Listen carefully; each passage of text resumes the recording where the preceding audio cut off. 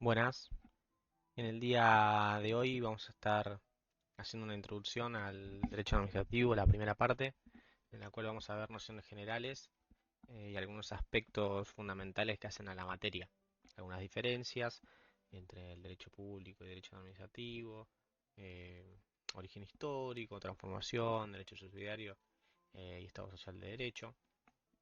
Estos son aspectos que hacen una generalidad para poder entender la materia y hacer una introducción que después más adelante vamos a estar desarrollando con mayor profundidad. En principio vamos a estar haciendo una relación y una definición de lo que es esta materia. Venimos estudiando de otras materias lo que es el derecho privado y quizás nos puede confundir y tenemos que delimitar y borrarnos, por así decirlo, lo que venimos, la configuración mental, ¿no? que venimos adquiriendo. En este caso tenemos que entender que en esta primera parte de la materia no va a intervenir un juez para dirimir eh, diferentes conflictos que pueden haber entre una parte y otra, sino que una de las partes va a ser la que va a resolver este problema. ¿Cómo es esto? Diremos, quizás se nos hizo un quilombo en la cabeza. Bueno, en esta relación del derecho administrativo, en esta primera parte, uno de los sujetos va a ser el administrado, el particular, y otra de las partes va a ser el Estado. Entonces, el Estado, ante eventuales sucesos, va a dictar actos administrativos, como para dar un ejemplo, los cuales a nosotros como particulares nos puede llegar a afectar. En esas situaciones nosotros podemos impugnar ese acto administrativo, recurrirlo, no estar de acuerdo, y vamos a presentar recursos. Estos recursos no los vamos a presentar ante un juez, en primer lugar. En primer lugar, nosotros tenemos que presentarlos mediante el mismo ente u órgano que lo dictó. Una vez que nosotros tenemos esa resolución, la podemos volver a recurrir en caso que sea desfavorable y poder llegar a agotar la vía administrativa, pudiendo llegar así a terminar con este caminito, ¿no? del agotamiento de la vía y llegar a poder reclamarlo ante un tercero imparcial que vendría a ser en este caso un juez. Esta es una introducción breve de lo que vendría a ser esta parte de la materia, en la cual, como ya dijimos, primero tenemos que agotar la vía administrativa y después llegar al contencioso administrativo. En principio, vamos a tener tres puntos fundamentales para ver esta introducción que es llamada derecho administrativo en el mundo jurídico, cómo tiene intervención. El primero de los puntos es el derecho público y el derecho administrativo. Vamos a ver las bases, en el cual tenemos que decir que el derecho administrativo se diferencia totalmente del derecho privado. ¿Por qué? Porque la relación que regula este tipo de derecho, el derecho administrativo, es entre el Estado y el administrado. Gordillo dice en su definición que el derecho administrativo es una rama del derecho público que estudia el ejercicio de la función administrativa y la protección judicial existente contra esta. El derecho administrativo regula, es el conjunto de normas en sí del derecho público interno que tiene por objeto la organización del funcionamiento de la administración pública y además busca regular las relaciones interorgánicas, es decir, no solamente entre el Estado y el administrado, sino que entre diferentes órganos del Estado.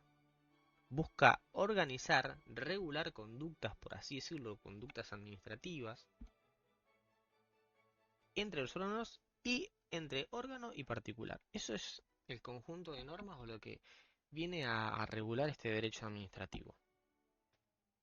Decimos que es una rama del derecho público, es decir, es una parte, es un órgano, ¿no? Por así decirlo, si hablamos de un cuerpo. Es un órgano que tiene funcionamiento dentro del cuerpo del derecho público.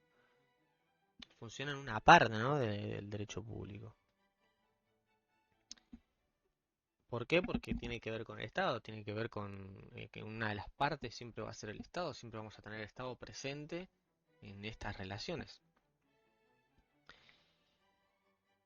Incorpora la actividad del Poder Ejecutivo, Legislativo y Judicial. Es decir, no solamente va a tener relevancia o va a regular conductas del Poder Ejecutivo, sino que va a incorporar todos los poderes, ya que son parte del Estado.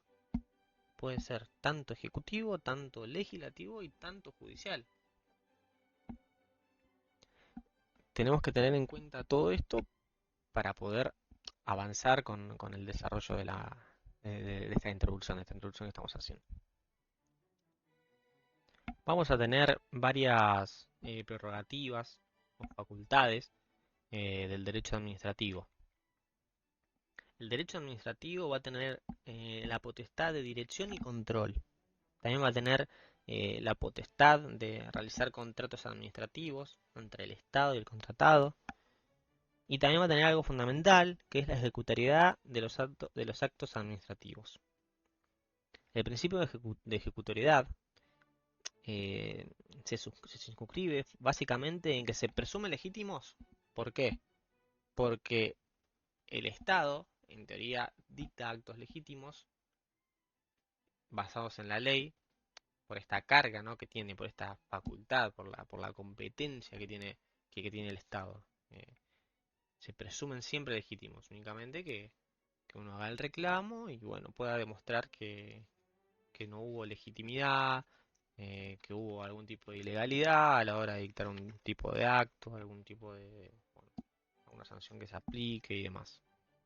Y después vamos a tener otras facultades que van a ser facultades procesales del derecho administrativo. O sea, entre ellas van a estar el reclamo administrativo previo, es decir, esto es lo que hablábamos, la diferencia entre el contencioso administrativo y este proceso previo. Lo que estamos hablando y lo que vamos a hablar en esta materia es el proceso previo a judicializarlo, es decir, agotar la vía administrativa con el reclamo ante el mismo ente que dictó el acto, ¿no?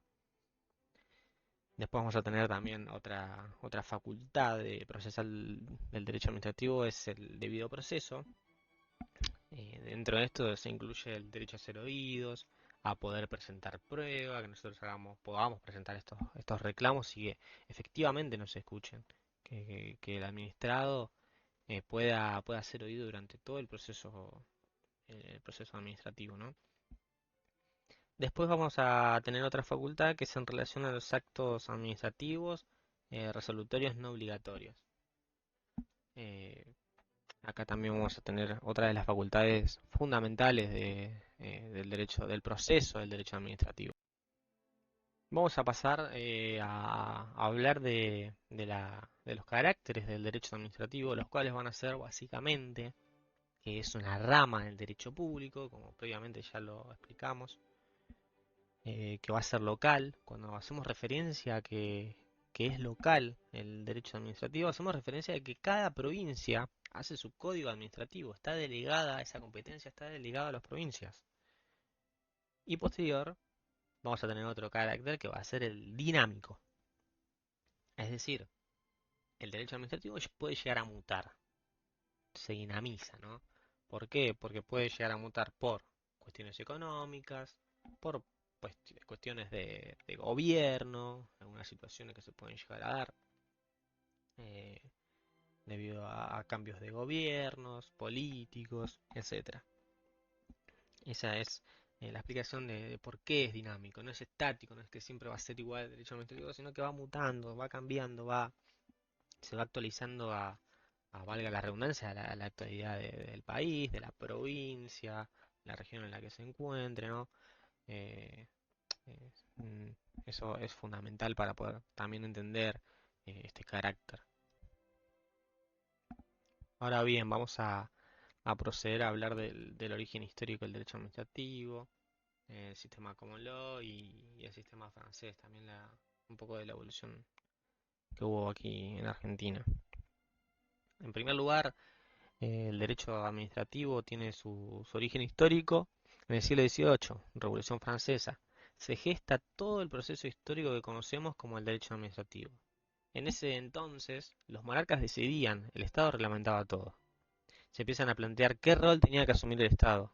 El contexto social era una gran inflación en Europa y la pérdida de valor moneda, la deuda externa, burocracia estatal, ineficacia de servicios públicos y todo lo que tenía a cargo las empresas públicas. No solo servicios, sino todas las actividades.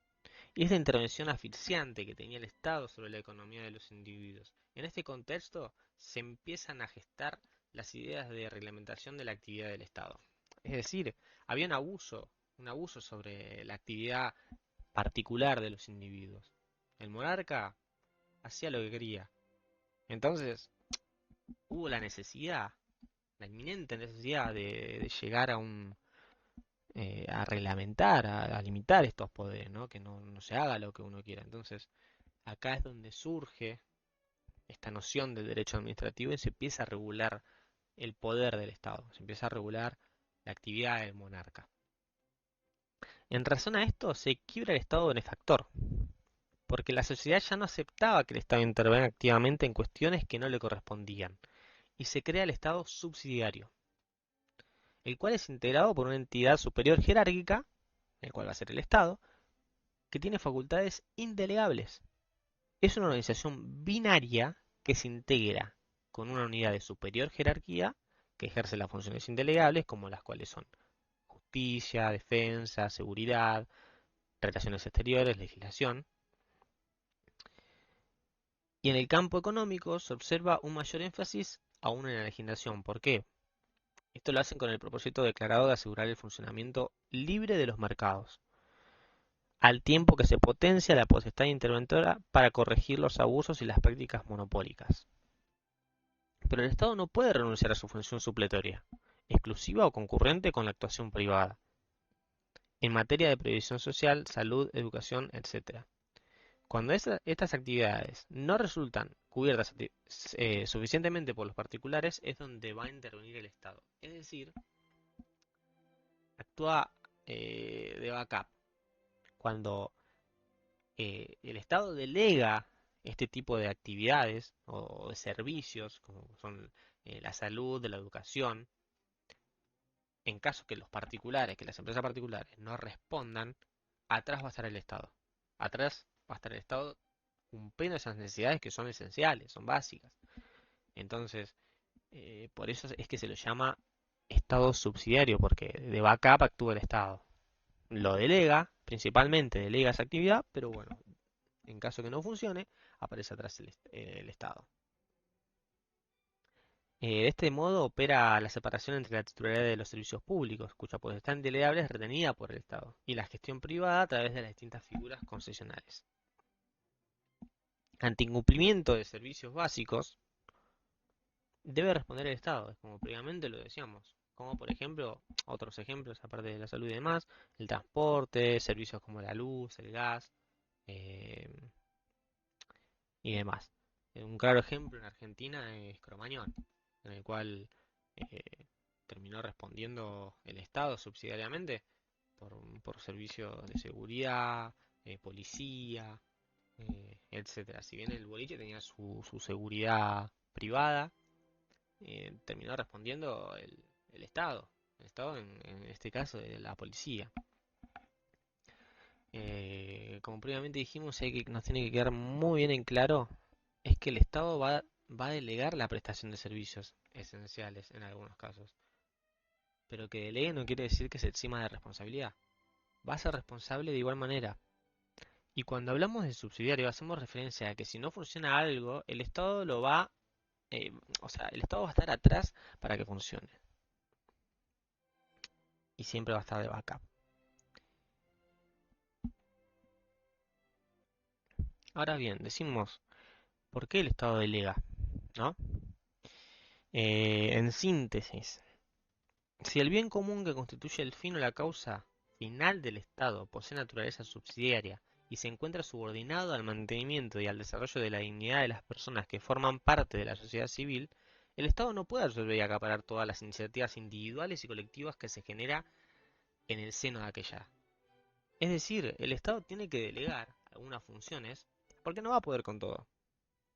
El Estado tiene que perseguir el bien común, pero no puede abarcar todo, porque no va a ser eficaz.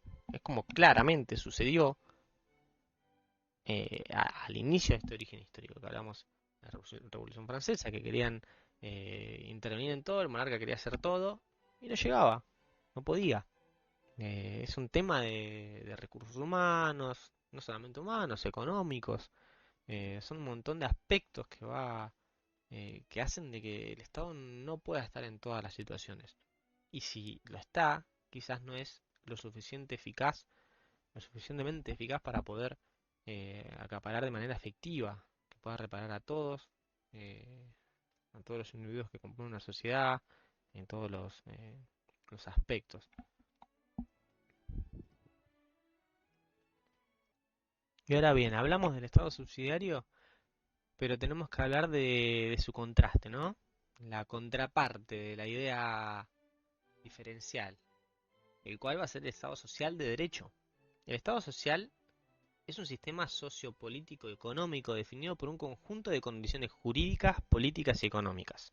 En términos generales, la mayor parte de los autores de filosofía del derecho concuerdan en que el Estado social de derechos se propone fortalecer servicios y garantizar derechos, considerados esenciales para mantener el nivel de vida necesario para participar como miembro pleno en la sociedad.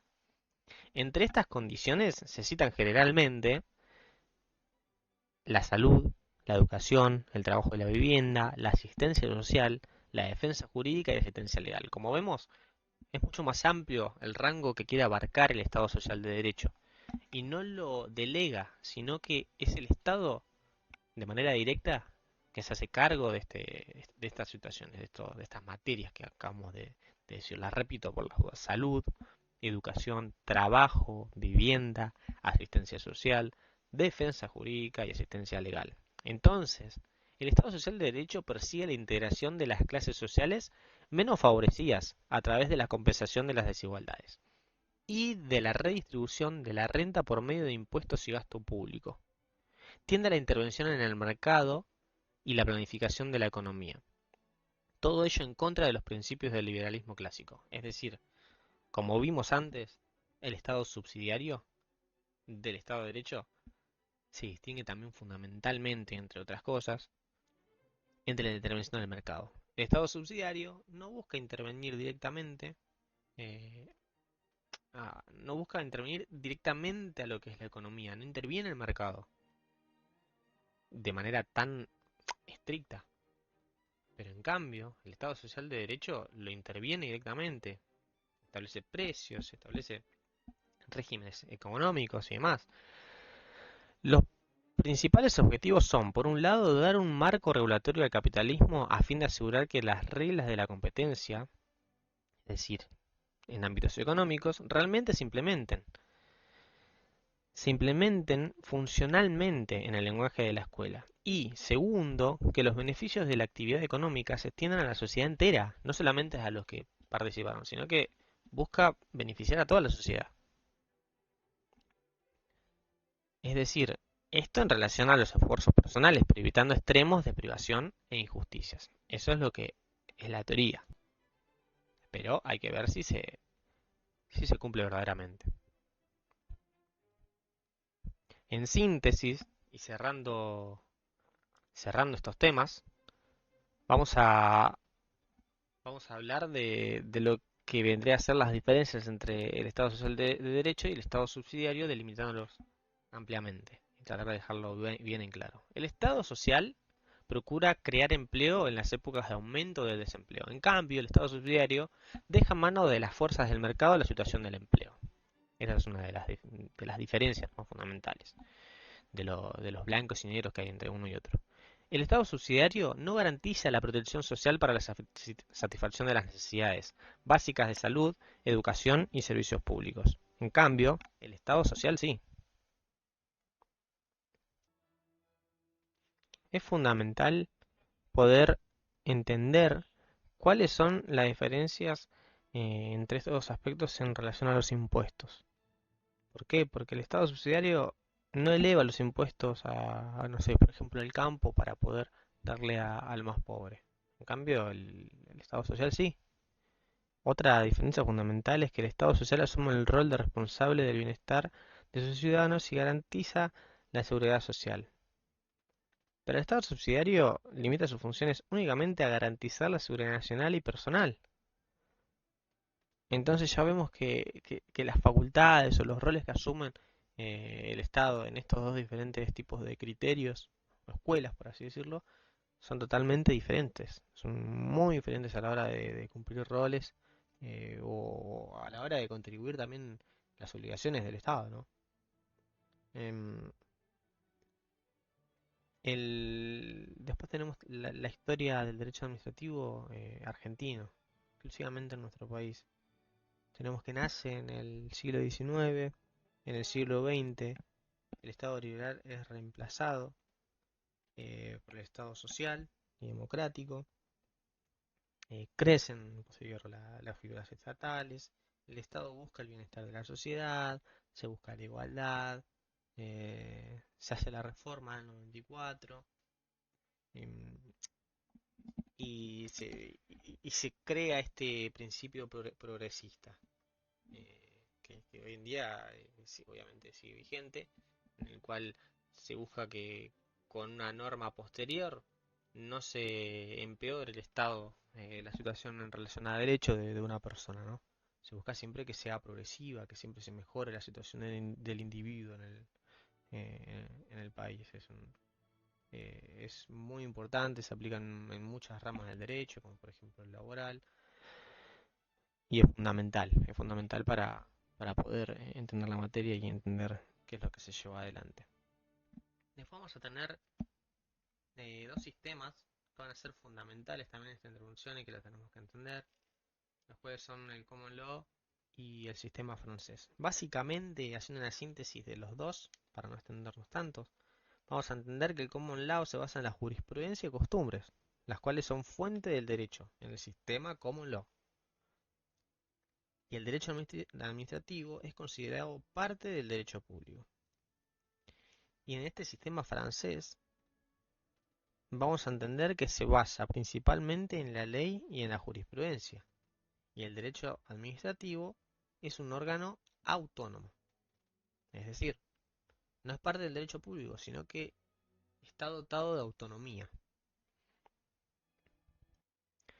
Dicho esto, damos por finalizada esta primera unidad, en la cual se desarrollaron temas básicos que son fundamentales, muy generales, para poder empezar a introducir o a meternos más de lleno en los conceptos de la materia para poder desarrollarla, ¿no?